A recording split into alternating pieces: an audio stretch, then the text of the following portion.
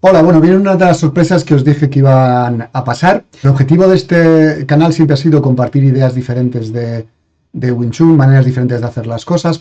Sé que muchos de vosotros estáis metidos en una burbuja, asociación, escuela, etcétera, y en muchos casos no podéis ver más allá porque o nos dejen o simplemente estáis entrenando y no sabéis cómo ver otras opciones de Wing Chun. Entonces mi idea era transmitir que existen otras cosas, no porque sean mejores, sino porque conocer más acerca de nuestro arte marcial. Y pues quería hablaros de ellos en los vídeos y de repente un día se me iluminó una bombilla, no he sido muy rápido nunca, y dije, ostras, ¿por qué no invito a esta gente y se hago entrevistas? ¿Vale? Entonces, pues me han aceptado afortunadamente varios, puedo hacerlas en inglés y en español, así que puedo coger más gente de lo que podría una persona que no hable inglés. Y entonces, pues hoy os presento la primera. Está en inglés, lo siento, no me da tiempo a traducirla, no me da la vida, esto lo hago sin ánimo de lucro y sin ganar un duro, así que usar el traductor de Google, o sea, de YouTube o aprender inglés, ¿vale? Pero bueno, es muy interesante lo que tiene que decir Sifu Alan Orr, que seguramente será una de las personas que más tiempo lleve aplicando el Wing Chun en combates, tanto amateur como profesionales. Todo eso que decís muchos que no se puede. Vale, vendrán más, vendrán algunas en español, algunas en inglés, pues espero que las disfrutéis. Voy a compartir lo que a mí me da la gana, porque yo quiero compartir las visiones que yo quiero compartir, y oye, pues si no te gusta, pues no lo veas. Entonces, miraros el vídeo del principio del canal, donde dice que aquí no obligo a nadie a ver las cosas, y ya está. For those English-speaking viewers, this is mainly a Spanish channel, but I'm doing some interviews with people from abroad whom I think are very interesting and whom we should see what type of Wing Chun they're doing or what they're working with in Wing Chun. I've created a list in my YouTube channel which is English speaking videos, so that can help you. There's not many, there will be more. And I just hope you enjoy them. The rest are in Spanish, so you probably won't understand them. You can learn Spanish too. So today I'm going to interview Alan Orr, whom I think is one of the sifus who's been working more, applying Wing Chun in combat, both in amateur and professional. One of those things that many people say can't be done. Well, he's been doing what can't be done for some years. And I think it's interesting to share the views of other people. And as you see, he's very open, and I think the interview is a nice interview, and you'll enjoy it. And the aim of this is just for other people to know that there's people out there working in different styles, that you don't have to be in your own bubble. And I want to share with you what other people are doing so that your mind can open and you can see what other styles are doing, and that some people are doing great stuff in Wing Chun. Okay, so enjoy the interview. Hello to everyone. I'm here. I'm honored and excited and thrilled to be here with Sifu Alan Orr for the second time because we had a technical problem.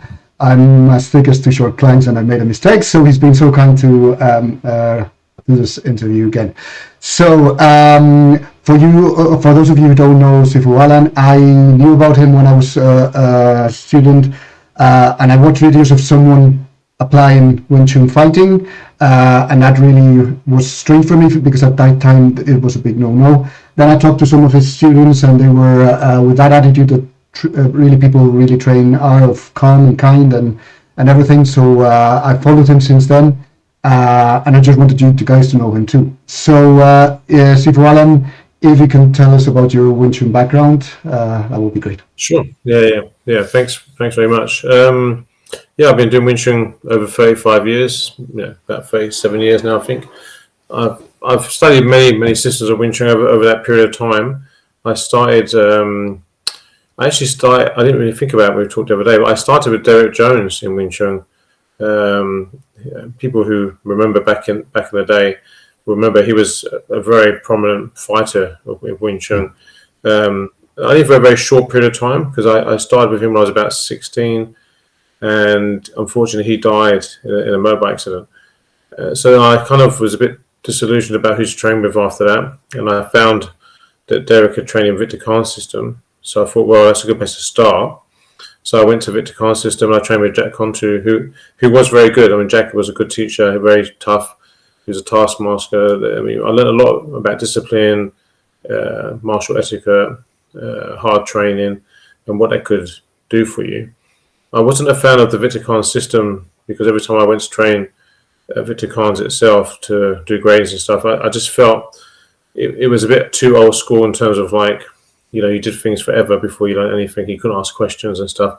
I mean, Jack wasn't like that. He was different. He was much more forward thinking. But in the end, it just wasn't. There was something that wasn't in the style itself wasn't there for me. So I started training in the screen and other things, and grappling started to develop. And then in between all that period of time, I tried different styles of Wing Chun, but I couldn't really find anything that made sense to me completely, like as a fighting system, because I grew up street fighting, so I knew how to fight, but I never could work out. I knew the Wing Chun worked, but I couldn't really see the full picture of it. And I thought maybe that's because I hadn't learned the whole system and hadn't had the right people show me the right things. But in the end, it was kind of like, you know, I couldn't really solve it. And then I read this book called Complete Wing Chun by Robert Chu. And when I read the book, I was kind of like a bit baffled by what he was saying because I couldn't understand some of the things he was putting across, but I thought they sounded really interesting. So long story short, I arranged a trip to go to LA to meet him. I emailed him. We had a few chats. I practiced Chinese medicine, and so does he. So we had some things in common and got on really well. He was very open and very open-minded and talked about everything. So I thought, okay, this sounds good. So I made a trip out there. I spent a day with him to start with, doing private lessons. And that day, I think I learned more in that day than I learned in 10 years of Wing Chun. He just opened my mind to so many different things. He really focuses his Wing Chun on body structure is the main term that he uses, but that encompasses a lot of different elements, a lot of different layers. And the body structure method that he teaches really analyzes the structural mechanics, but also I would say the muscle dynamics and the energetic functions of the body in a way that I'd never seen before. And that really was pretty amazing. So from that day onwards, I was totally obsessed about the system and his style of teaching. And I made multiple trips every year to LA and do weeks at a time with him and learn the whole system. That's really where it started from. And you said the other day that another good thing was that he was teaching everything from the start. Yeah, the way he taught me is because he's trained in multiple styles of Wing Chun himself. Like he went to Hong Kong and checked out everybody's style. You know, he had already trained from Moyat system to Hawkins Chung system. He had met Wing Chun, trained his system. He'd met lots of people and been to Hong Kong, met Choi Sin Ting, Washington Long, Hokkien Man, Wisdom people, and he's got a really good memory. So when you show him you ask them to show him the forms, and they show him the 3 forms, they say okay, and they say, "Oh, can I see your weapons?" They show him, they say, "Okay." He's very humble, and they don't realise that he remembers it all. You know, he remembers everything. So he'll go back and then work out, you know, what he thinks is good, what's generic, what's the same, what's different, and solve this puzzle. So by the time I met him, he'd already solved all these puzzles. So the way he taught me is he showed me what people did with their tan style, their bong style, their fook style, and didn't tell me what style it was or where it was from, but he just explained it to me after he showed me what body structure was all about. And then he said to me, "Which one would you do?" And I said, "Well, that one." And then, "Okay, well, which one would you do?" "Okay, that one." And by the time we got through, he goes, "Okay, that's how we do it. You know, you've chosen what we do." You know what I mean? Because it made sense, because what he's explained gave me the way to see it properly and see it clearly. So he kind of taught me, it was more like an apprenticeship of Wing Chun rather than just copy my style, which I think nowadays a lot of people just copy the style and repeat it. But what he taught me was how to understand it and how to look at any style of Wing Chun, any style of martial arts, in fact, and see the pros and cons of what they do and why and how. And it gave me a really open mindset to see things clearly. You know, so they taught me in a different way, really. Yeah, I find it very useful for that sifus and people like I who've taught and everything say things like what you've just said, that you felt that this should work, but it wasn't working. And it's a sensation I think we've all had. A sensation that there must be something here, but I don't really get what it is right now because it's not working for me. Yeah.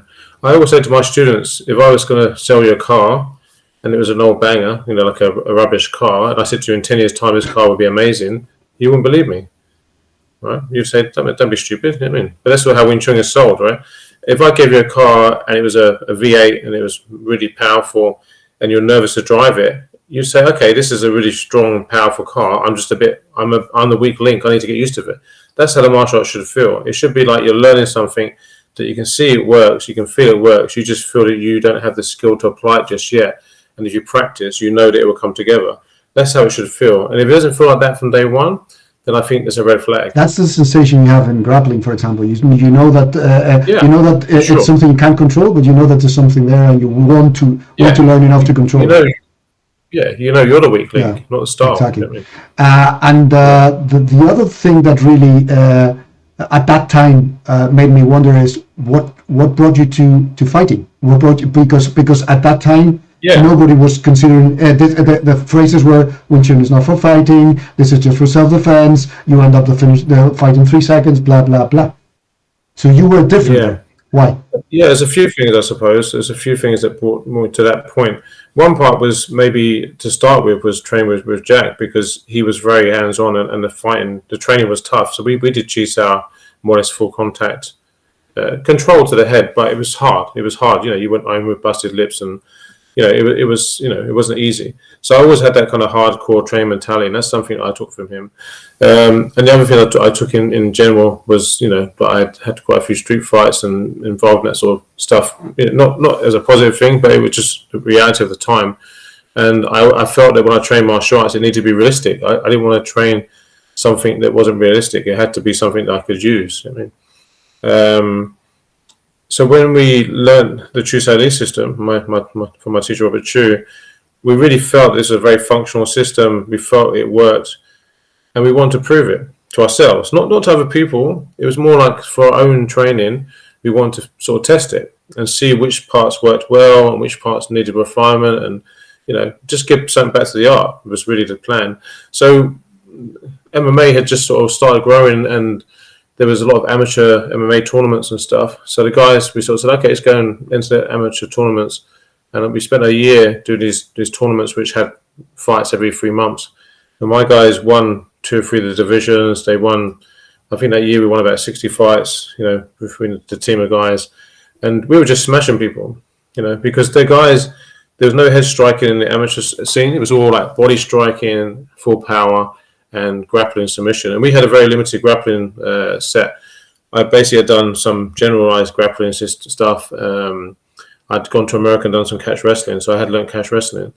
So we had some good, solid basics in wrestling, but not really anything sophisticated, and our submission was limited. So my goal was with the guys was the grappling was for us to understand how to stop the grappling, stop the clinch, and then how to apply our Wing Chun clinch and how to strike and test our striking. So we didn't really go into it in the mindset that we want to be the best fighters or win loads of fights, or it wasn't an individual thing even. It wasn't like about someone wanting to become a fighter. It was more about testing the art that we're training, proving the system and testing the system, and it was more about getting feedback. So we did it from more of an experiment, more of a self-development thing. So we didn't go in there with the mindset of, we're going to be the best fighters and that's it. And we wasn't even going there with the mindset that we want to learn other things to add to our Wing Chun. We want to actually see how the Wing Chun would be applied and understand the environment it's put into. Can we make it work in different environments, which I thought was very important. And that was our first start point. And could you make it work? Because that's a question many people wonder, and many people say it's you can't. Well, the funny thing is, we didn't have to make it work. It worked by itself. Chu Sai Li Wing Chun is so functionally developed that it just works. It didn't actually require much refinement. It worked. We hit people, they went down. When they tried to control us, we controlled them. We controlled their balance, took their balance, threw them around, smashed them. We had faster hands. They were power punching and it wasn't landing because we were faster and had control of the clinch. So the clinch was a really interesting part, because I saw then this sort of like enlightenment moment, a Satori moment, where I realized what Chi Sao was for. Chi Sao was really to teach you to control the clinch. We can talk about that more later, but that was a big moment. And I was like, okay, and now I can see what we're doing. Because when you get close to someone, they can't hurt you because you can control them. If they can't control you, you're controlling them. So it's the same when you have your grappling. If you can control someone, you can set them up, you can suffocate them, and they give you stuff because they try to escape. So Wing Chun, I saw the crossover of how Wing Chun works, and yeah, the system just worked really well by itself. The biggest flaw we saw was in ourselves, fitness, conditioning, dealing with pressure, fear, emotion. All these things are the things that we needed more work on. The actual system itself was really doing well. The times we had trouble was people who weren't experienced mentally or physically, and they were letting themselves down on a personal level because they could have been stronger, fitter, psychologically more ready for it, which was fine. That's part of the learning development. So we wasn't really concerned about that. It was just every time there was something that didn't go quite right, we kind of just worked out what it was and then tried to do something about it. Because now you get a few more teachers, coaches, sifus, whatever, are starting to put their students out to fight. Not many, but a bit more than before and everything. But you're probably the one who has more experience and who's been doing it for longer. Yeah. But what I see in many is that they do fill in the gaps with in many other arts, which I don't think it's bad as long as they acknowledge that or whatever. But you always say that all your stand-up is Wing Chun. Yeah, I mean, we didn't go into it to try to become better in a way that we want to just find more tools to get better in terms of like what else could we use. We went in there to see how deep could we go into the system, right? We wanted to really explore our system. So it was more like and I remember actually Derek Jones saying this back in the day. And this is something I didn't remember at the time, but now when I reflect back, I can remember him saying that he had dabbled in other styles, not to learn them, but to learn how to fight them. And I think that must have stuck in my subconscious, that we were learning how to take on other styles. I mean, you don't need to know other styles you don't need to have the skill of other styles to beat them, but you do need to know what they're doing. Like if you can't grapple, it's no good saying, well, I don't grapple, I'm gonna just do anti-grappling and stop them. If you don't understand what they're doing, you can't stop them because you don't know what they're doing. So if you learn what they're doing, even to an okay level, then you can map a strategy of how you deal with that. And that actually is fine. That can work. If you learn that style in terms of a grappling style, then obviously it's going to give you more skills to deal with deeper waters, right? But for us at the beginning, it was more about improving yourself. How to apply these environments. So obviously, different angles of punches, different scenarios. What techniques will we use in them situations to make sure that we had trained them areas to make sure that there was no surprises? Because obviously, in an MMA fight, not everybody's going to punch straight in the middle. People swing at you. People do all sorts of things. So you have to be ready for that. You can't just go in there blind and just say, "I'll just react to it." Yeah. No, if you plan for something and you strategize a situation, you game plan it, then you have a more of a faster path for success, right? So that was part of what we're doing as well. So yeah, a lot of people I watch, they say they're doing Wing Chun, they're doing some Wing Chun, but when they're fighting, they're basically just adding in kickboxing or different things, which is all fine. It's up to them. That's no problem. But it's not pure Wing Chun. I would say we are applying everything we do is Wing Chun. We don't really think about other ways to do it. We just think about the way we do it, and we apply Wing Chun strategy. And I think often people say to me, "Oh, so you do jiu-jitsu and wrestling and different things and Eskrima, has that helped your Wing Chun?" And I would say, no, it hasn't. My Wing Chun helped them styles. Everything I do in jiu-jitsu and wrestling and Eskrima has all been improved from the Wing Chun skill I have. It helps me solve problems quicker. It helps me understand how to learn different arts. So the Wing Chun has really been the kind of art that's glued everything together in that sense, and it's the art that really helps me solve problems. And I there's another thing which Wing Chun Silo's always said, that when you train other arts, you're becoming impure, whatever, and you're mixing. Even though I've always been able to know when I'm using grappling and when I'm using Wing Chun, I'm not stupid. So it's pretty straightforward. Yeah. Right? So they seem to think, no, you've started doing some other things. So even if you don't notice it, you're mixing your arts. No, I'm not. I know when I'm doing each thing. So I think then comments come from people that don't know these arts, right? So they don't understand it. So it's like a lot of people will say, "Oh, Alan's an MMA guy," So we do Wing Chun. He does MMA. He does a mixture. It's not really pure Wing Chun. This is not true. I do Wing Chun, I'm a black belt, a black sash in Wing Chun. I'm a black belt in Jiu-Jitsu. I'm a black belt in Eskrima. I've learned different arts. They're not mixed. Exactly. It's different arts. Exactly. I can mix in terms of put someone on the ground and go into a grappling submission situation because I can grapple.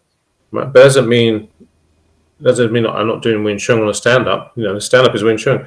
No one says this if you're a Thai boxer and you learn how to do Jiu-Jitsu, no one says that you're not doing Thai boxing anymore. Exactly. They just say, yeah, of course, on the floor you're doing Jiu-Jitsu. Yeah. So I don't know why Wing Chun. I think Wing Chun people, in some ways, they put themselves down. Because the teachers that are insecure, that don't have these other skills, and I'm not saying it's not wrong. Like you can train one art and that's it, and that's all you want to do. That's completely fine. There's nothing wrong with that.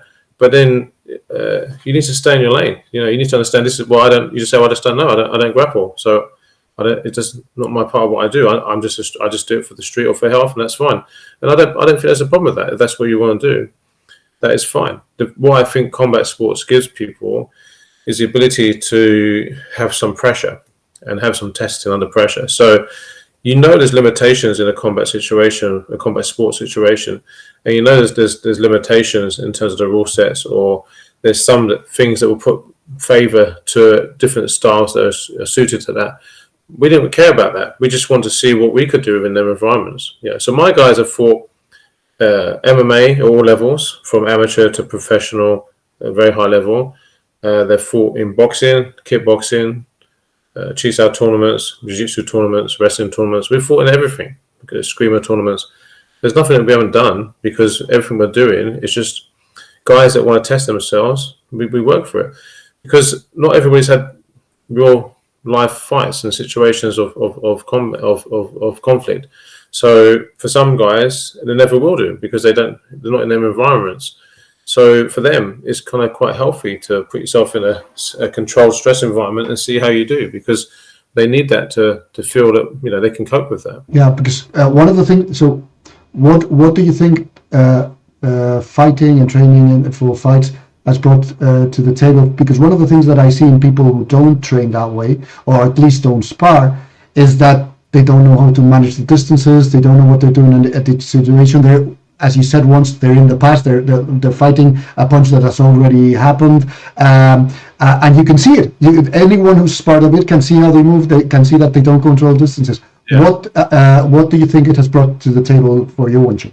Well, I think it brings humbleness and reality. It's the two things I think it does really bring, because you realise if you actually spar with good guys and different people, you realise it's not easy, and you don't always win. And also when you hit someone, they don't always go down.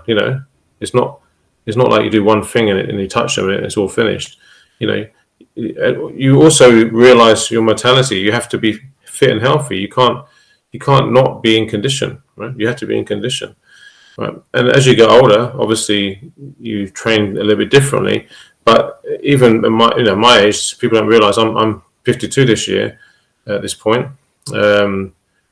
A lot of my guys are in their 20s, some of my guys are in their 60s, people all different ages, but I can still train my guys in their 20s, no problem, because we're controlling a very safe environment.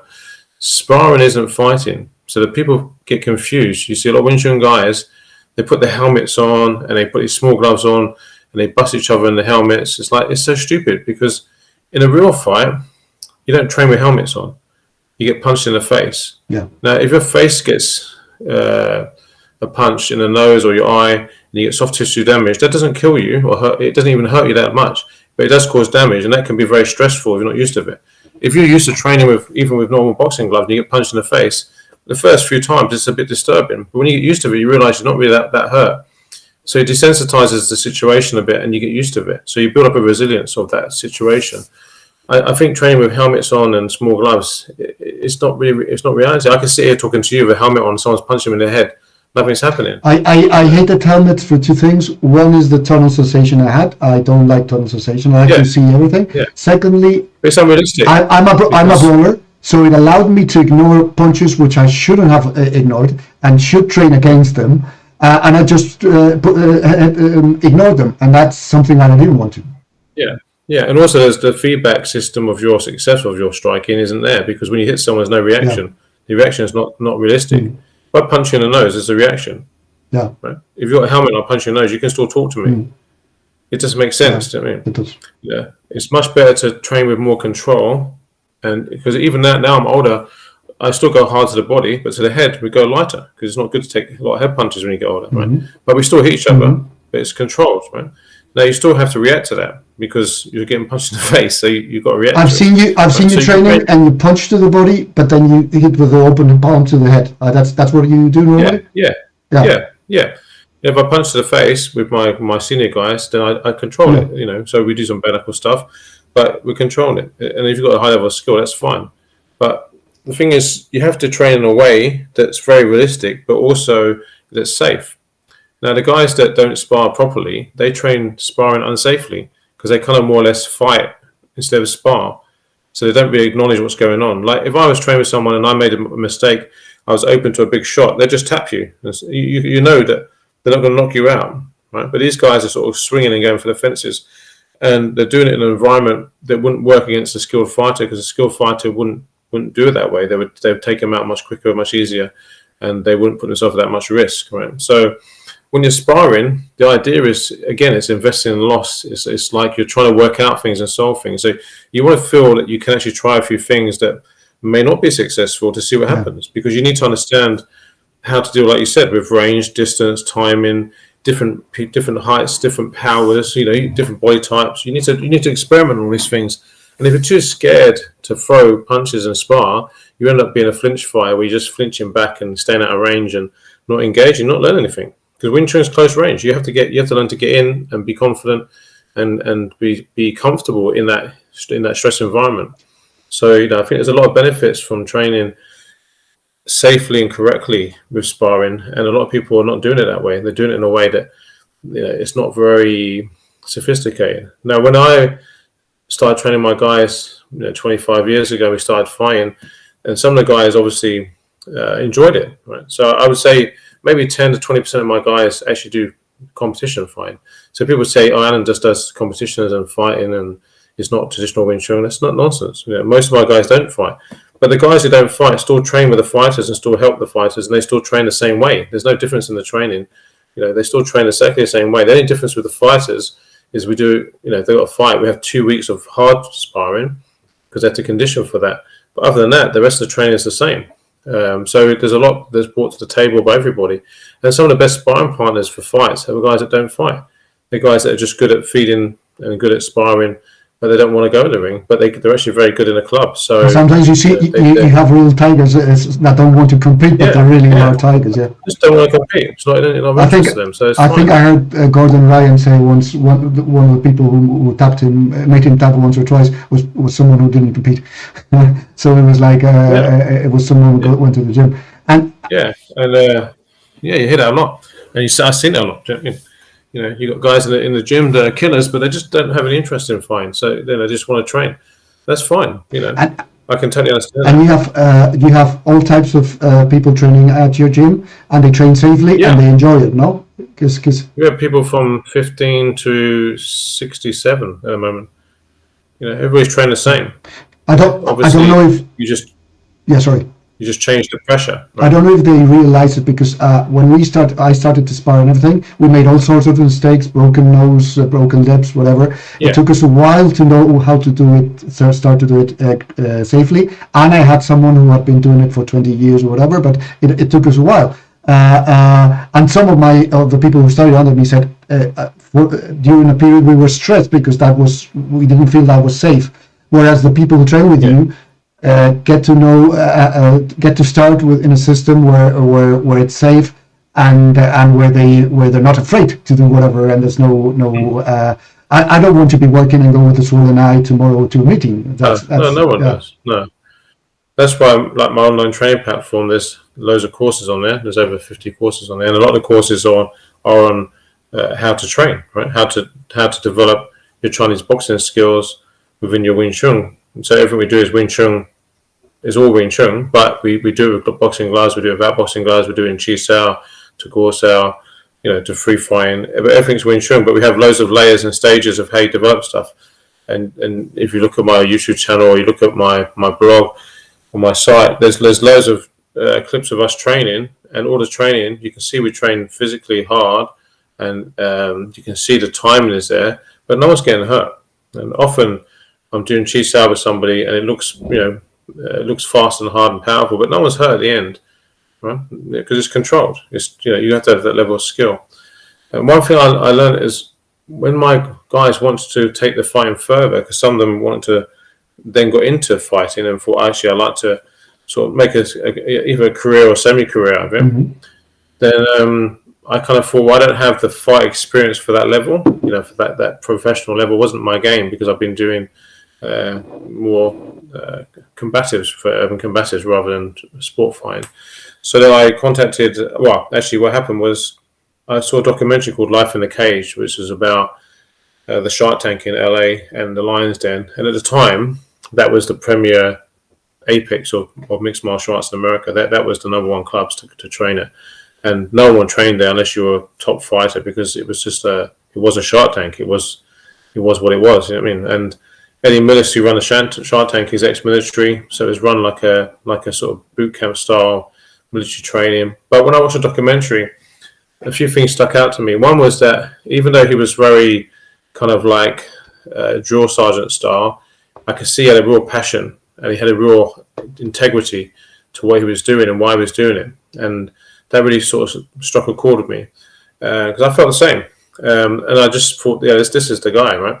And he talked about, they go to Lion's Den, they go to Eric Paulson's, and all these guys train together. I thought, wow, this is making me feel scared, because these guys are so good, they're the cutting edge of that. And it wasn't my thing, but, I thought, okay. So, funny enough, I picked up a martial art book. We used to have books back then. And in the book, there was a address at the back, and it was addressed for the Shark Tank, and I had a telephone number, which, is a directory, because they have the directories in books.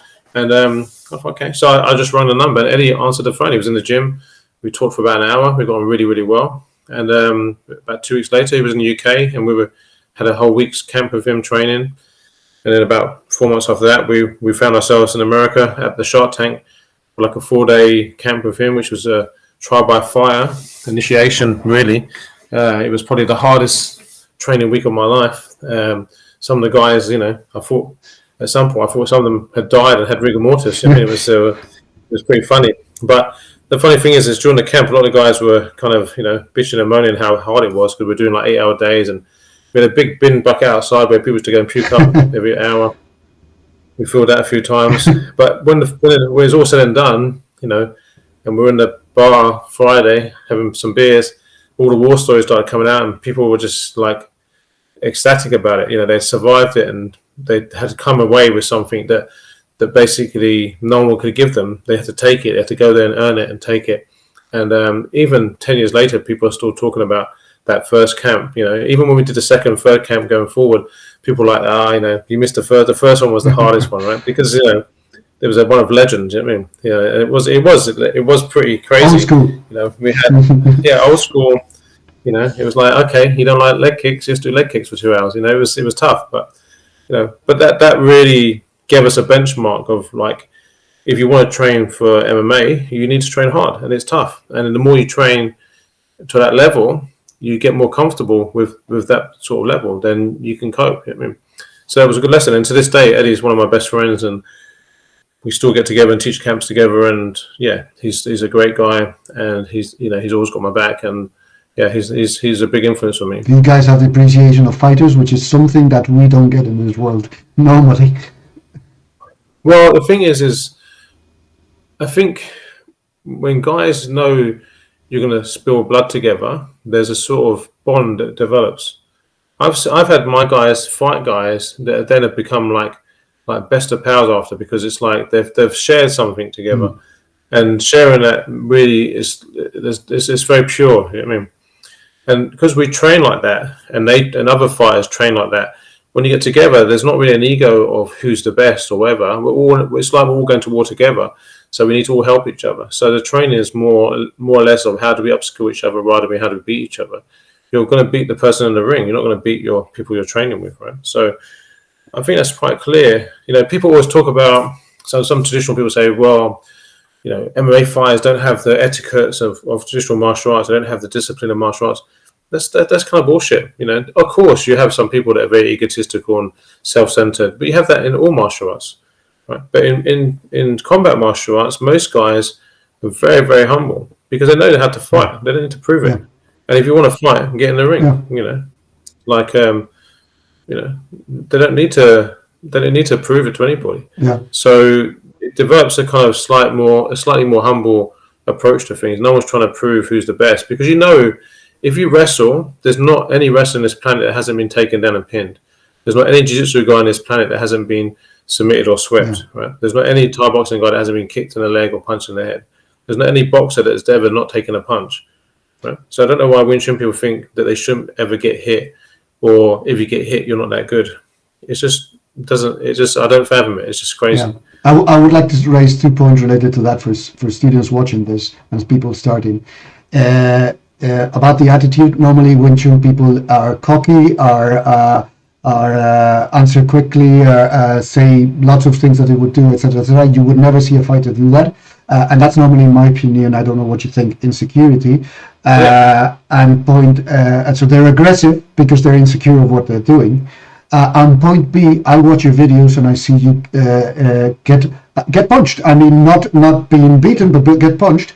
One of the reasons why I've loaded videos of me training throughout the years, because I wanted people to see, hey, I get submitted, I get punched. There's some where I fall to the ground because I got kicked on the liver or kicked on the, and I think anyone who's fighting should receive that. So when I see a teacher or whatever who's never has videos of getting punched, I see something strange there. So I don't know what you think about that. I agree. I agree.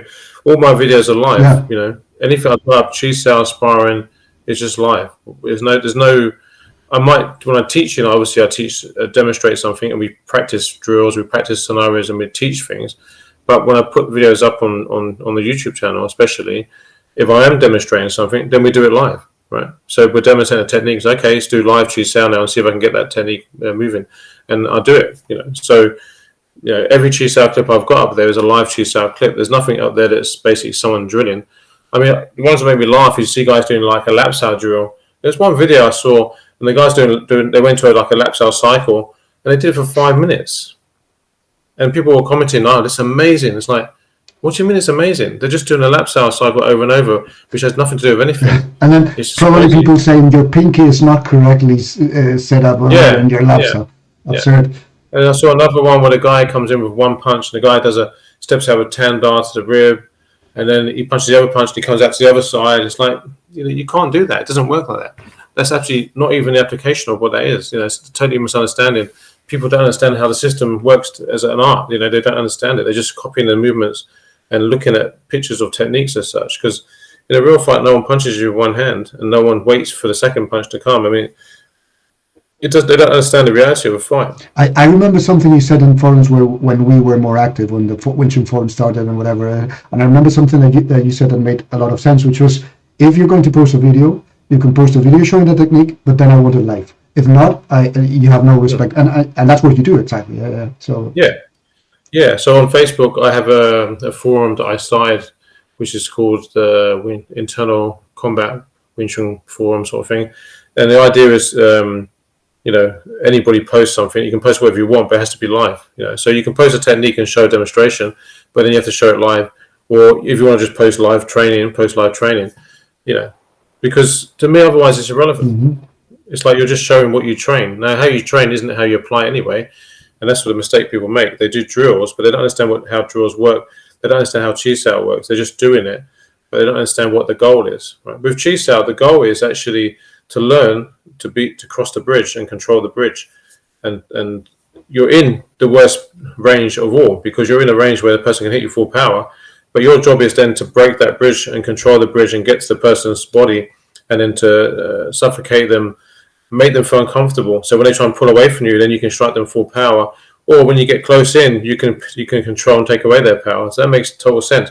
But people just don't do that. They stay in range, in this bad range, and they just stay there and just do draws back and forth. That's not chi-sao to me.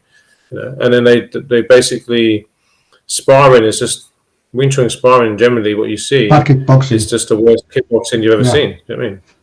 Yeah, because one of the things I when I started sparring, I realized the tactics that I should use for Wing Chun, that for me are close distance, pressure, etc. B, that the lots of distances that there are, whatever. What do you think? Yeah. When I see most Wing Chun, I see it linear. I see a tap and that's it. What do you think one should see? Well, I think what it is that they have a limited concept of how Wing Chun works. So, they just do the basic things that they can understand, which is Wing Chun is very direct and very linear. But that's not the only thing about Wing Chun. But then they don't understand when you the goal is to get to the clinch and get close, because if I'm close to you, you can't rotate your hips to get a lot of power. So most other styles use external rotation of the shoulders and hips to get power. They get a lot of power. So on the outside, that's a lot of power hitting you. If you get close to that, they can't rotate that power at you. And we can hit inch power, short range power, and we can manipulate and throw them from there and control them from there. And obviously, you can strike the throat and do things from there. So we once we're in close, we're like very dangerous. It's like having a pit bull on your neck, right? It doesn't have to be the biggest dog, but once it's on your neck, you're in trouble. So for us, that's where we should be aiming to get. But they don't seem to want to get there because they want to just hit and get out, and stay away, because they're not very confident about how to get in and stay in. Yeah, and do you know of any other martial art that works in the pocket so well as Wing Chun? I mean, my Boran has some things because it's very similar sometimes, but I think it's basically the only martial art that specializes in working in the pocket, although you don't see it on live. I think there's actually quite a lot of styles. I mean, if you look at like boxing has long range and short range, right? People fight in close. If you look at Roberto Duran in his late 60s, there's videos of him teaching one of the current world champions. And one of my students, Pete, who's a pro fighter, retired pro fighter, very good fighter, he sent me a message, said, look at this is exactly what you teach. Duran was in the pocket. He was using like a Pak Sao, Tan Sao, Gang Sao. He was even using like a Bong Sao to shift, and it made him realize that in the pocket, Duran wasn't just a brawler. He was a mindful brawler. He had a style of what he did when he got close. And you get close with that Mexican style, Cuban style, all them styles get close and they brawl in there. And the reason why Cuban fighters and Mexican fighters are well known for having good chins is because they're often taking punches quite close where the other person can't really get the power to go off. Right? It's clever, they're tight. No, I've seen Lomachenko do Fuchs outs, and I've seen Lomachenko do Paks outs. You see him, he packs out the punch and hits, and he changes the angles, and he's very clever. So there's lots of boxers that have in fighting. In fighting is kind of the lost art. Do you know what I mean? Tyson was a very good in-fighter, right? He'd avoid the center line, punch coming down the center line, get in tight and take the blind side, and he'd rip punches in combinations of threes like we do in Wing Chun. So he was a very smart fighter, and custom artist style developed from watching traditional martial arts. He watched traditional martial arts and realized they had a plan. You have to have a plan to where you want to get to and how you want to live your power, and that plan has to beat the opponent, right? It has to be aware of what the opponent wants to achieve. So you're working out, okay, what do they want to achieve? How do I deal with that? And then other arts like Thai boxing has good clinch, at a high level. Unfortunately, most people don't really learn that style directly in the right way sometimes, so you don't see it as much. But whenever I've been to Thailand a lot, maybe 15 times, and Eddie has a good background in Thai boxing as well. Good Thai clinch is very hard to deal with for some people. Right? For us, it's not a hard problem because we're used to it. We're used to the clinch. So for us, we have a lot of sophistication in the clinch if you train it properly. But a lot of Wing Chun don't. They train Chi Sao, but they don't understand how it applies. Chi Sao is our clinch fighting. It's just that we have these shapes to understand how to control the bridge, and then you have to understand how to apply them in a clinch range, which this is where a lot of them fall down. They think you have to apply it in this other range, which is no man's land. If you apply in that range, you're going to get taken out because you're standing in the striking range. So I think that there's a lot of styles that do focus on clinch fighting and clinch style, but people don't see it so much. They think it's brawling, but it's a method. Even grappling, people don't understand. Grappling is the same as Wing Chun, because in grappling, the idea is to put someone on the ground and basically trap and pin them. Right? You trap and pin them. When they try to get out, they try and muscle out, then you submit them because they extend their arm out, right? Or they turn away from you and give up, and then you finish them. So Wing Chun, when I get close and I pin and control you, it's not trapping the arm, it's trapping the body. The person that wants to get away from me, and as they get away, that's where I can strike you heavy. And if they don't get away, I can crush you and then throw you down the floor and smash you. Exactly the same. So our Wing Chun is much the same as the sophistication that grappling has for like sweeping, passing guard, controlling, all these different things that people develop. And they develop through practice, because when you're doing it, you find nuances. That's the kind of layers that we have in our Chi Sao and our clinch, because we practice it live all the time. So how we adjust the balance, how we take the weight, how we offset the balance, how we put pressure on someone, all them layers are what I often see missing in Wing Chun. People are just doing like A to B. We're doing A to Z. Yeah. You know, there's lots of layers in that movement, and that's, I think, what's missing a lot. Yeah. John Danaher, he said a very interesting thing. He's very famous in jiu-jitsu.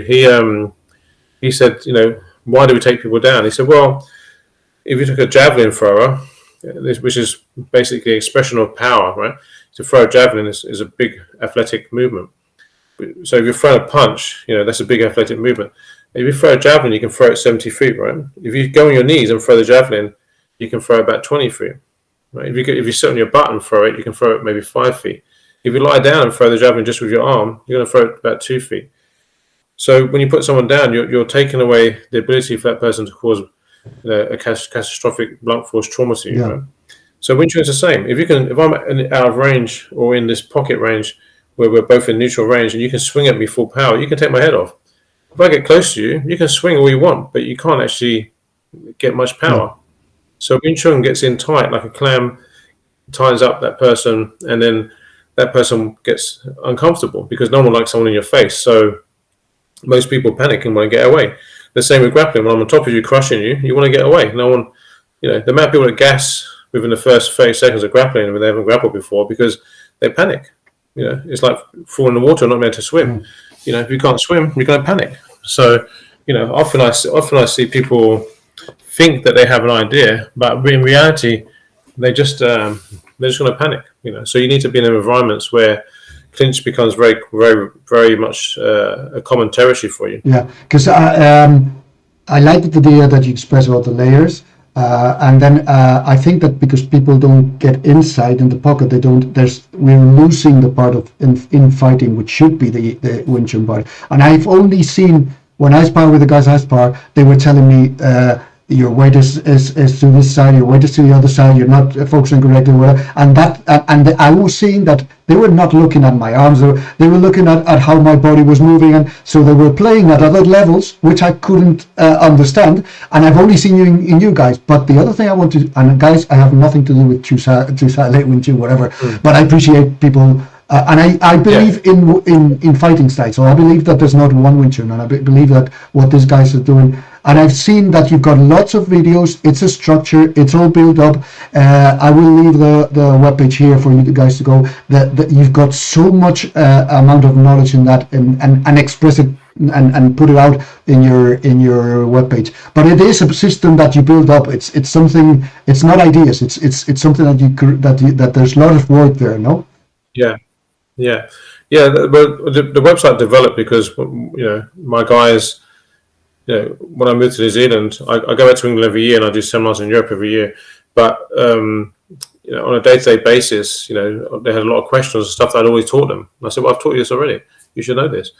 But I realized that everything I did, every week we trained, I'd be saying different things all the time, based upon the same principles. But it was just answering different quirks, different questions. And the guys didn't really have the depth in their own minds to really work that stuff out. And I've done it so long and trained so long and obviously explored them areas. So I'm at a critical mass where I don't have to think about anything. It just all works for me. So really, when people ask me a question, I can talk about a technique and show them different layers for like the next 2 hours. But for them, that was not they're not there yet. So I started filming stuff for them for that reason. And then it became, okay, for me, I'm a bit OCD about stuff when I do something. So I'll break down, you know, a sequence of what I'm doing. And there's 20 parts to that. So that's enough for a module. Okay, and then how does that link to what we're doing? Start linking all together and end up having a course, you know.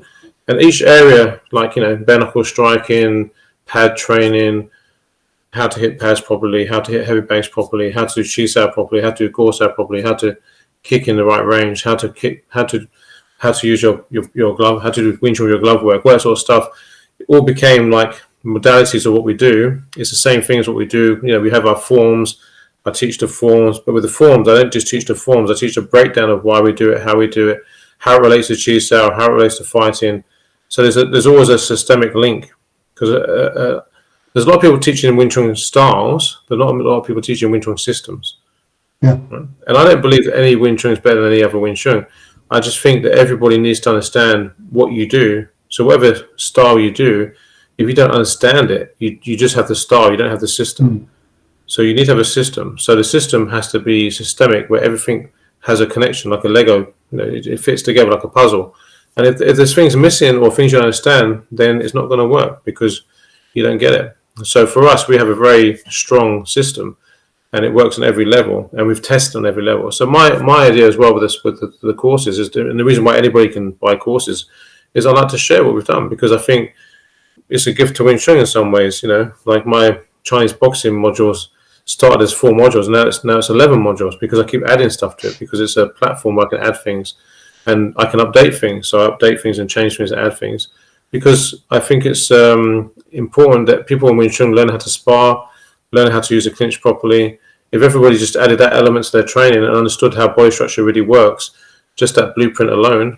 I did a body structure blueprint, which I actually redone this year, a 2.0 version, added a lot more stuff to it. So that alone, if you watch that blueprint alone, that course alone, kind of makes you understand that Wing Chun is not just copy of the form, right? Wing Chun is actually a system. And then once you watch that, I think it opens your mind to how your Wing Chun will really work. Because a lot of styles just teach the forms, teach some drills, do some chi sao, and that's it. Well, that's actually like building the frame of a boat, but you haven't put any body kit on, there's no engine, there's nothing on it, it's just a frame, right? That's the start point, that's not the end point, that's the start point. So learning the forms, learning chi sao, learning drills, that's the start point. That's how you learn the ABC. Now you've got to learn to communicate.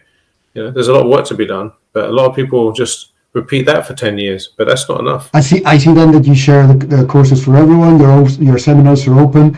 I've always hated this Wing Chun secrets, blah, blah, blah, which I think it was just something to earn more money or to charge more money to the students. Yeah. What do you think of Wing Chun secrets, and what's the difference between secrets and training? I mean, that's I think the difference between secrets and training is secret is just something you don't know, but there's not really secrets. So I mean, if you know it, you know it. Do you know what I mean? If you don't, you know it. It's a secret to you. But I always say in my seminars, just ask anything you want. Ask anything you want, and I might say to someone, what you're asking, we're going to cover later. So just remind me later to go over it, because it's just not appropriate right now. But I'll answer everything. There's nothing unanswered, right? Because at the end of the day, martial arts is tough. You have to learn to do it. So even though the answer isn't even enough, sometimes you have to put the effort in, and that's what I like about martial arts. You can't really buy the skill. You can buy information, you can buy time, but you can't buy the skill. The skill is earned, and that's why Kung Fu is an acquired skill. It's something that takes time and effort, and it takes your effort, right? It takes effort from your teacher, it takes effort from you. There's lots of effort. And that's what I like about it. I think it makes it pure. And you cannot hide. More real. You cannot hide someone who's put the hours. That's something that is. Yeah, that's it. It shows. Yeah. It shows. Yeah, and I think some styles, you have some people that don't really want to show their skill, so they set it up in a way that's very contrived, and really it's just magic tricks. They're just sort of saying, well, if you press here and I press there, and you do this and I do this, and this will happen. But yeah, I mean, that's just basic physics, but under pressure, under a stress environment, and doing it live is different. So these people often just get someone to do a roll. They get them to roll, and then they do their chi sao on them, and it looks impressive. But the other person's not doing anything. All my chi sao clips, people sometimes say they look like that as well. But they say, why are the guy's not trying? But the guy's trying as hard as he can. He's not trying. I'm making lots of adjustments which people at a low level can't really see.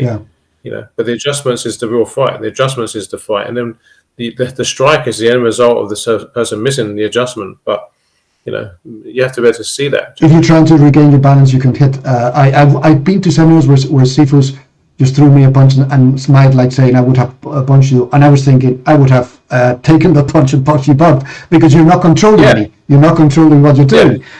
Yeah, and also a lot of people don't know how to punch. Yeah. So they might hit you, but it's not going to hurt you. You might. If someone punches you in the face, you could get some soft tissue damage, but it doesn't it's not going to stop you, you know. So, you know, it's crazy. But I think a lot of people kind of get a little bit brainwashed into to following that method, and they think this is the real thing. But because the person teaching is very dominant in terms of what it is all about, and that's not what the art's about. The art should be. It's like if you play basketball, you just play basketball, right? Yeah. And if you're rubbish, you're rubbish. You know, if you're good, you're good. It's just pretty obvious, right? Yeah. You know, it's not like if you stand here with a ball and just bounce it for 2 years, you'll be really good. That's what they don't see. That it's obvious for everyone except for themselves. Yeah, that's the thing. Yeah, but it's funny because we've all been down that route where we spent a long time doing stuff just because Sifu said, and then you realise, well, just because he said doesn't mean it works, right?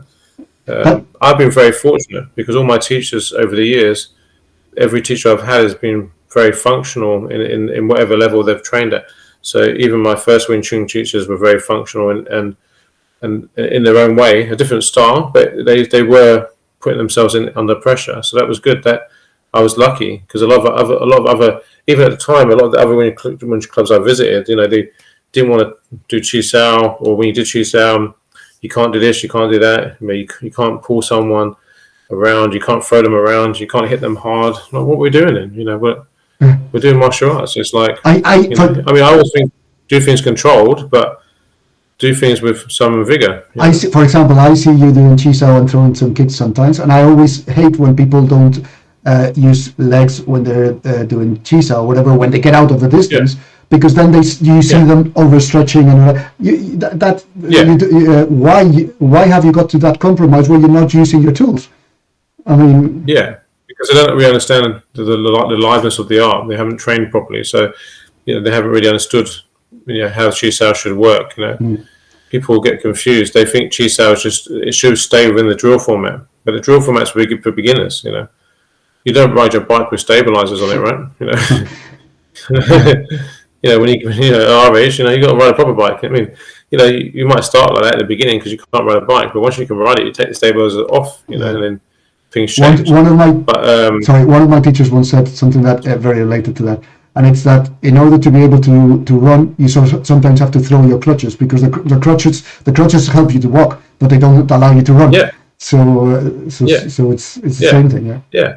It's stages, right? You got to go past them stages. I would say when I look at Wing Chun, I would say at least 70% of Wing Chun, maybe more, is just training forms and drills and Chi Sao. And to me, that is the first level of training. There's not a layered training because you're not dealing with any type of adversity in the movement. You're just repeating static drills, right? So that's not it. And then they sell the next drill to the next drill to the next drill, which is more expensive than the next drill, and it's like the donkey with the carrot. Yeah. It's the same thing. It's stupid. Yeah, and you're not learning anything functional. I mean, at that point, you're better off just doing some boxing and wrestling, and you'll probably be much more functional. Exactly. You know? So I don't want to take too much time because I know it's late there in New Zealand and everything. That's okay. But I'll throw some typical questions that I think people should have. Wing Chun, internal versus external. There's a trend now with internal. What do you think about that? Yeah. So in some ways, to me, it's just a marketing thing. In some ways, some people want to market something that they think people have. Again, more secrets, right? Because people want to market secrets. So you've got a few people out there marketing this idea that they have some special skill. But for me, all martial arts are internal, external, right? All martial arts have elements of stuff that's internalized and stuff that's what we call obvious skill or hidden skill. And all martial arts start with hard training, stance training, punch training. You know, everything starts with doing repetition, right? And that's all what your classes mean. Maybe the external training is more physical. But really, the word external and internal is still incorrect because even doing stance training is not external. You're still getting internal benefits, right? Even doing punching and drilling is not really purely external. You get internal benefits. And you learn about your body and learn about time in your body. So there's still internal things you learn. Really, it's about hard or soft training. Is the training more physical or is it more cerebral, more internalized in the body? So it's a harder, softer sort of training. And even harder and softer styles still have external, internal type of training. I think the difference is how much awareness do you have of what you're doing? You know, like if you do a tan sound, you just pull it back from A to B. This is external to me because it's not there's no layers of what you're doing. You're not feeling the person. You're not feeling the sensitivity. You're not sinking. You're not changing direction. You're not taking their balance. Then that's more of an external application. So I think, and again, it's not a really good word. It's more. I just think that's more of a lower level application of the art. A high level application of the art is when you're internalizing your own movement, feeling the opponent's movement, and then you're aware of what they're doing. You can read what they're doing. So when you're doing something, if they start to change what they're doing, you can counteract that. That's internalization of a lot of things, right? And that can break into different levels. So we talk about 6 core elements, like how you use your energy, right? How you breathe, how you use your energy in terms of your chi, right? So chi for us, a lot of times, it's just how you use your internal energy, right? How you store energy. If you're grappling with somebody and you're not used to it, you're burn out very quick. Not because you're not fit, because you haven't been efficient with how you use your energy in your body. So you can take chi is about how efficiently you can use your body without overusing it. So when we talk about internal, often it's about not overusing the muscles, right? So people say relax, song the body, but then people go floppy and collapse, right? So, but I would say to my students, relaxed isn't collapsed. The idea of most Chinese martial arts is you have a frame. The frame is your framework of your system, right? So how you stand, what way you hold your postures, that's your frame. Now you're learning to relax the muscles within that frame, so the muscles can be ready to explode and have locomotion, and then the fascia gets developed from twisting the tendons and twisting the body and using the stance, and the fascia will hold the frame more. So the fascia becomes like a chewing gum where you feel much stronger than you should do, right? Because when people look at somebody, they can gauge someone's strength, and when they feel them, they think, oh my god, this guy's much stronger and he's relaxed. It's like, how's that happening? That's more because of the internal training, right? So people look at me and say, oh, I looks fairly strong, and they reckon, he just muscles people in Chi. And when they roll me, they say, oh shit, he's not using any muscle at all, he's really relaxed, but he feels super powerful, right? So he feels super strong, and also it's like he's reading my mind, right? So that's the internal training, right? I'm doing something that's not tangible to the external world. People look at you and they calculate the weight, mass, and when they feel you, it's different than that. It doesn't feel like that. So that's to me is what internal is about. Some people say internal is about how you develop the chi in your body and stuff. Now, over the years, I've done lots of internal training, lots of because you're a Chinese doctor also, apart from a coach, fitness instructor. Yeah, so I practice Chinese medicine. Yeah, so I understand on different levels. And from a martial art point of view, there's some differences and some crossovers, right? But I think people look at Wing Chun and say Wing Chun is an external martial art anyway, it's not internal. So, someone who's teaching the internal is trying to sell something that's something deeper.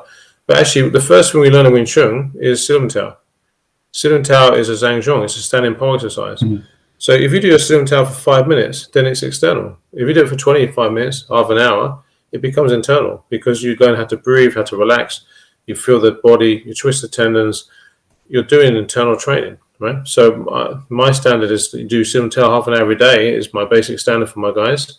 If you're not doing that, then you're not training hard, you're not doing enough. So people often label things with their own labels of what they feel comfortable with. And, I think it's important to understand that the art has a lot of layers, and you have to try and catch up with that. You need to delve into the art to learn that. And I think all Wing Chun has elements of external, internal. All Chinese martial arts has internal, external, hard and soft. And it's just you have to understand how that works. And a lot of people just don't. They train one way, and then they kind of feel like they have to put themselves in a box and say, well, we do it this way. We're the score of this, or we're the score of that. And then people want to sell, well, we have the real internal, and we have all that old training. I think it's all bullshit. I think it's all there. It's all available. You have to just train it. And if you train it, you'll get it. And there's a lot of people talking about internal Wing Chun, but when you see what they're doing, you never see anything live. Yeah, that's key, yeah. Where's the live training? Yeah. It doesn't matter. Just if it's live. I see guys that do Wing Chun that are supposed to be classed as external, and they're very live. They train hard and they're live. I think, well, actually, it looks better than what these other guys are doing, because this would actually knock you out, right? Yeah. Yeah. So I mean, and something for students related to what you said. When I was, there's a video online there of a Sifu punching me, blah blah blah, and in the seminar, he was telling his students, he's too stiff, and I said, look, of course, the guy's much better than me. He's hitting me, and I don't know what's happening, so I get stiff. But after I sparred a lot, blah, blah, blah, I would get, people would feel me softer because I was more confident in what was happening. So that's an evolution of training. I mean, definitely. It's not something you decide, I'm going to be soft, because that's collapsed. If you roll with a black belt in jiu-jitsu, they feel like a mind reading anaconda, right? You know, my guys feel like I'm like 150 kilos, but I move faster than them. You know, I move faster, I'm smoother, I feel twice as heavy. You know, it's not fathomable, because you look at someone's body weight and your brain calculates how much that person should weigh and how much strength I need to beat that. It should be something you can calculate. Like if I throw you a tennis ball, you catch it. If I throw you a kettlebell, you sink and catch it, right? If I throw something bigger than that, you get out of the way, right? Your brain calculates in time and space what's happening and makes all these assumptions. And when someone does something that defies them assumptions, that's what makes people freeze, right? In hypnosis, because I train in hypnosis and NLP, we call it pattern interruption. When someone's pattern's interrupted, they go into like a trance state, right? And that's where you give an induction. So a lot of times what's happening in martial arts is there's a pattern interruption, right? The person is expecting an outcome that doesn't happen, and that makes the person freeze, right? So people often panic in grappling when someone's holding their arm, they can't move, and they can't get out of something, or they're getting choked, or they get the weights on them. There's a pattern interruption. You know, what they assume could happen doesn't happen, and then they panic, and that panic freezes you. So it's natural. Often, to me, that's the higher level of internal training.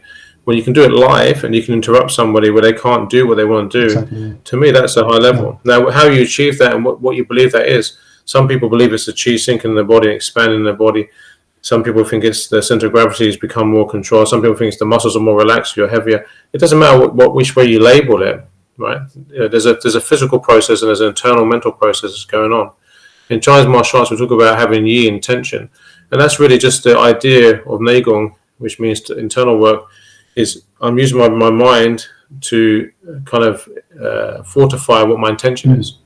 Right? So when I have a lot of skill, it's easier for me to have intention to do something quicker and smoother and more efficient. And that gives me a better outcome.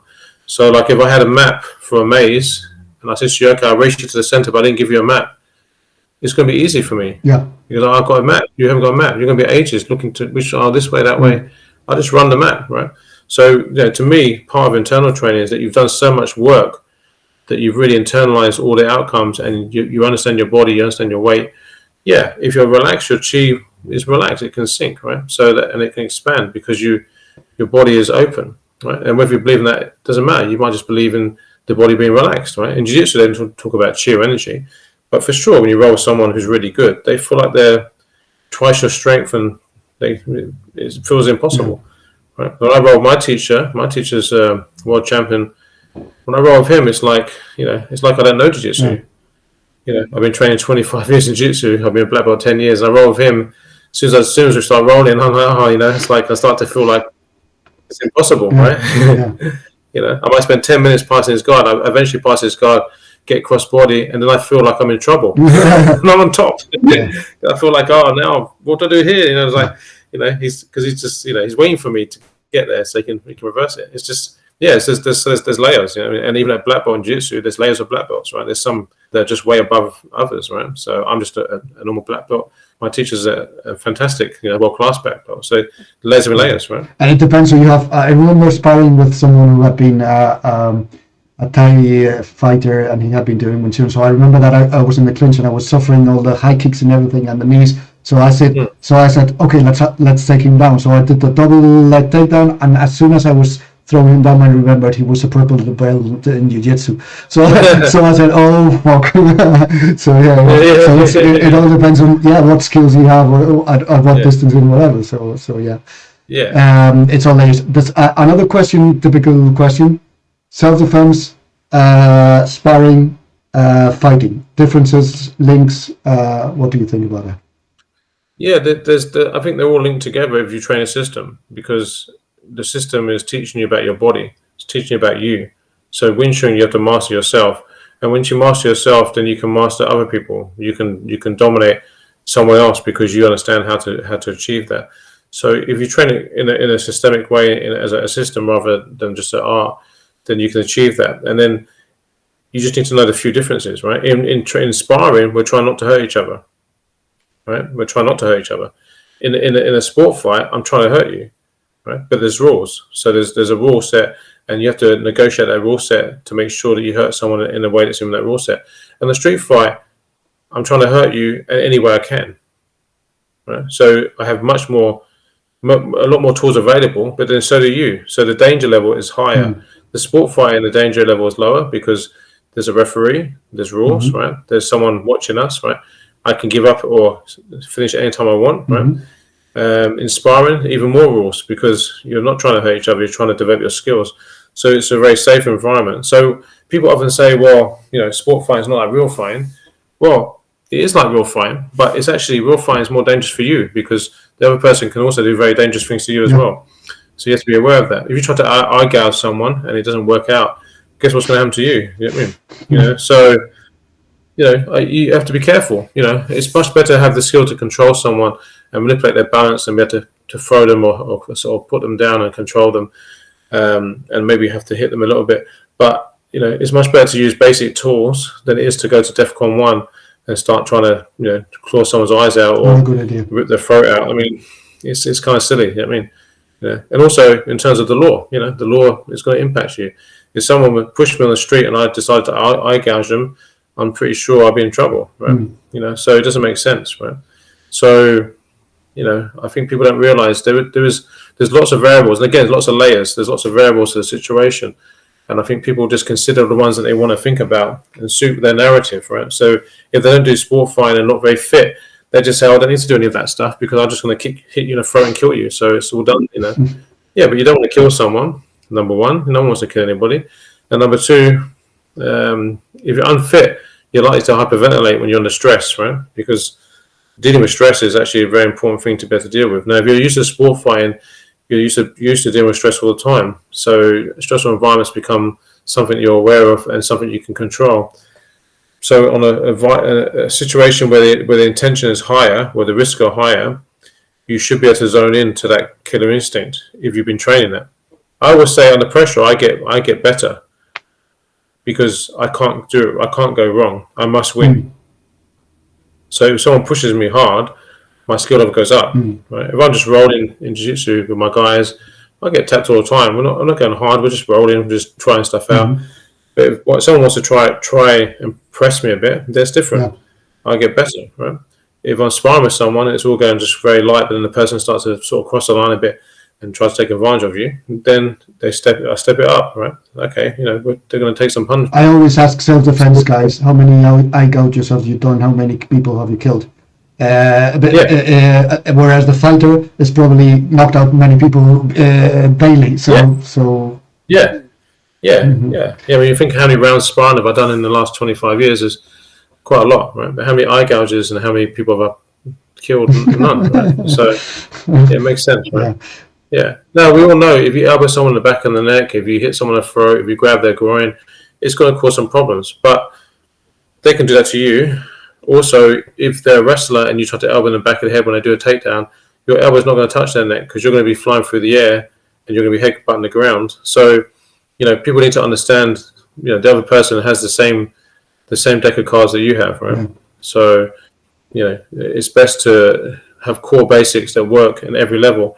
People say to me, boxing gloves, you can't use all your Wing Chun. There's only about 10% Wing Chun I can't use with boxing gloves. That was my next question. Some students... Well, I can punch you, which Wing Chun is a striking art, right?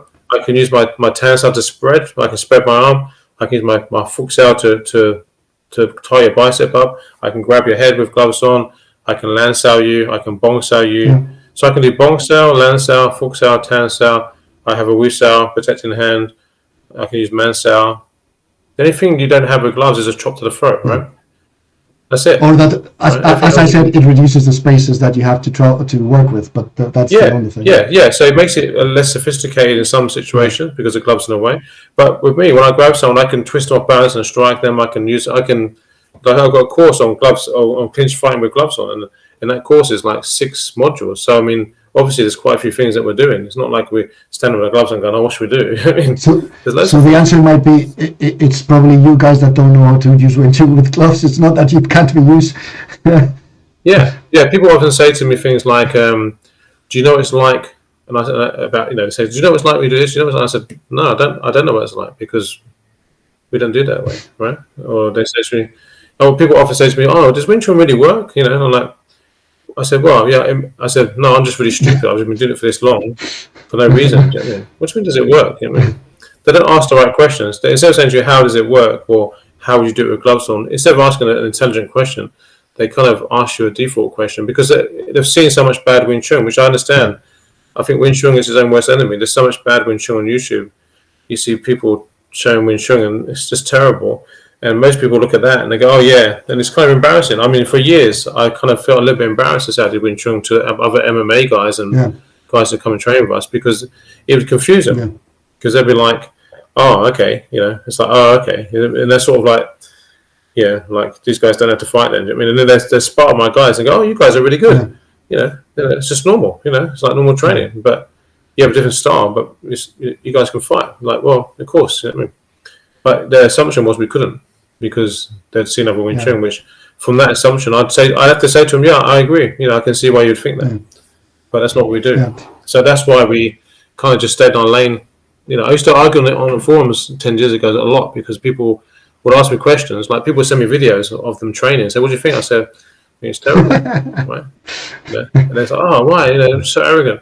I said, well, you've asked me what I think. That's what I think. And then I realized that you can't tell people the truth, because people's egos are so fragile.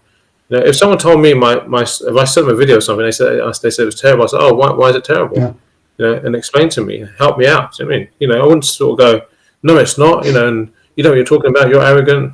I asked you the question, you told me an answer, and then I asked you a question back again. Like, that's how conversations work, right? Like forums, people get so bent out of shape if you don't agree with them. Do you know what I mean? It's like, we just disagree. There's no problem. Some people like driving this car, other people like driving that car. I like driving a certain car because I like that seat. I don't like driving this car because I don't like the seats. It's like, doesn't mean it's a rubbish car. It doesn't suit me. And again, as I said, I see your style works. I see how you guys make the style work. It's completely different to the Wing Chun I do. But I'm not saying that's not Wing Chun. I say the same as Eddie Bravo's Brazilian Jiu-Jitsu. It has nothing to do with, I don't know, the classical Jiu-Jitsu. But I see they work, and they've got things. And there's no one Wing Chun that's the best Wing Chun. It's just whether your style is a system, right? If your style is a system and you understand it, it works. I mean, at the end of the day, we're not. Wing Chun has to get away from the idea that we're trying to bury each other. You don't get jiu-jitsu guys saying my jiu-jitsu is better than your jiu-jitsu. They just go to competitions and they compete against each other. And they try to get better. And then if someone has a technique that's working on everybody copies it. Exactly. And then it doesn't start. And then after a while, it doesn't work anymore because everybody knows the counter. Everyone is doing the everyone's doing the and no one was doing it until he started. So it's the same. Yeah. You look at Marcelo with his arm drags. Then his X guard, and then in Marcelo's game, he kept adding new things because he kept finding other ways to deal with stuff, right? So everybody learns it, everybody does it, and everybody has to counter it. And then for a while, things stop working because people got the counter, and then people get better at doing it, and it starts working again.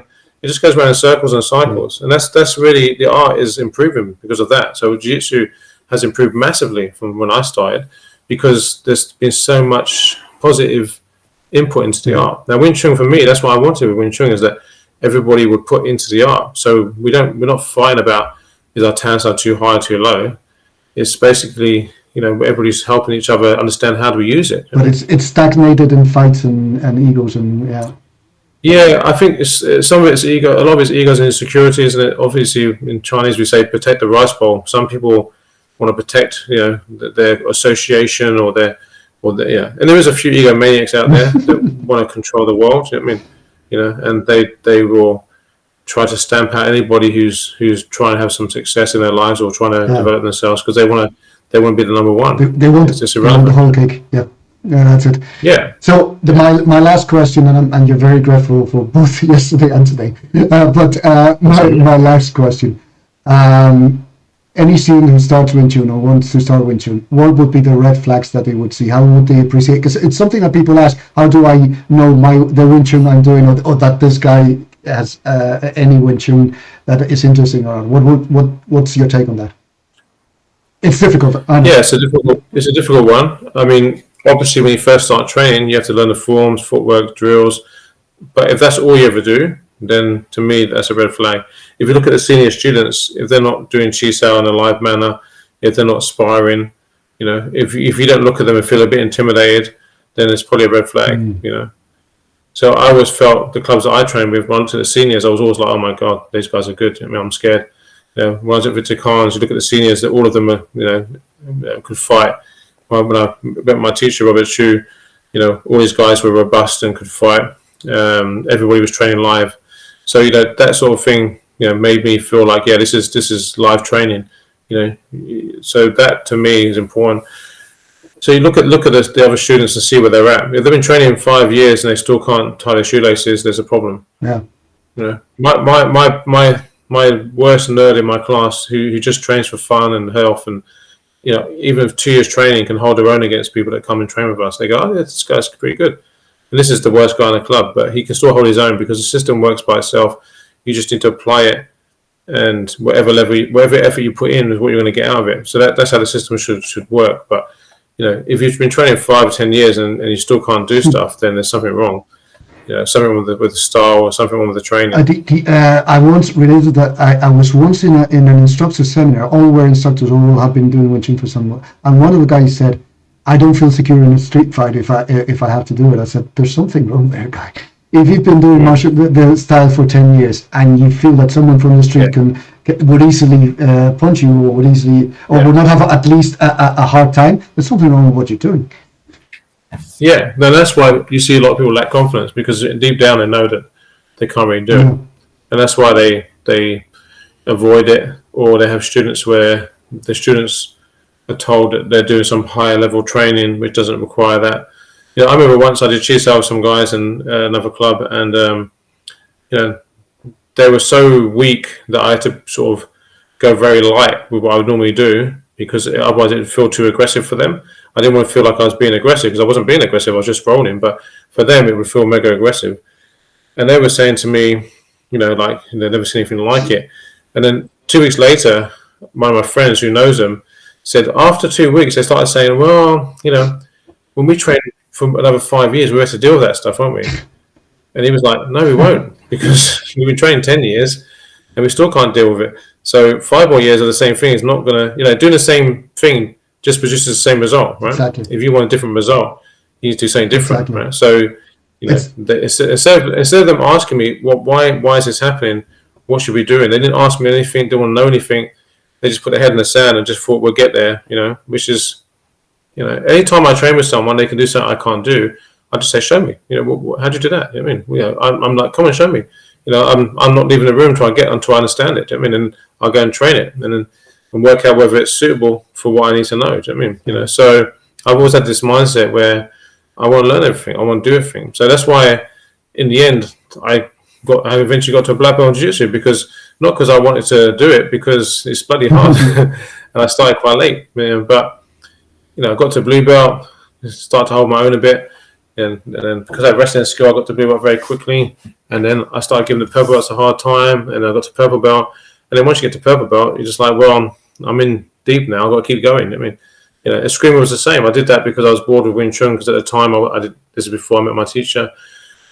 And I did lots of Eskrima training. It was kind of like just something to do. And then I kind of start to want to get good at it, because everything you do, you want to get good at it. So Perfect. That's the way martial arts should be. Nowadays, a lot of people don't train hard enough. That's the other thing. Some people, they say they want to do something, but actually what they want to achieve to the amount of effort they want to put in doesn't make sense. So the thing I asked someone, I said to them, well, how good do you want to get? And they say, I want to be as good as you, or be as good as this, or good as that. I said, well, how much time you want to put in? I can come once a week. I'm like, well, it's never going to happen then, You can come once a week, but you got to train at home 2 hours a day. It's like, you've got to put the effort in. I remember at a seminar once, someone said to me, how long before I get as good as you? And I said to him, how much do you train? A lifetime. Yeah. I said, how much do you train? I said, I train twice a week. I said, okay, never. They said, oh, that's not very encouraging. I said, well, I train about 4 hours a day, and I'm 35 years ahead of you. I train in 5 different martial arts, and you're doing 2 hours a week. And you've been training about 1.5 years. So it's never. Yeah. But people, as you said, people want the goal. I don't want to be as good as you. I want to be the best I can in my skills and whatever the best I can achieve. I mean, some people are too focused on other people. Just improve Well, yourself. yes, that's exactly. I mean, the other thing I said is like, maybe I'm not that good.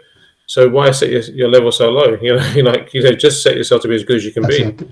But it's not about me. But they were using me as a benchmark. But I said it doesn't matter how good I am, because you're not walking in my shoes. Do you know what I mean? Yeah, exactly. They're not doing what I'm doing. So it's not a realistic goal, full stop. But it was often when I see, now I'm a bit more diplomatic when I talk to people online, because people are so sensitive. Do you know what I mean?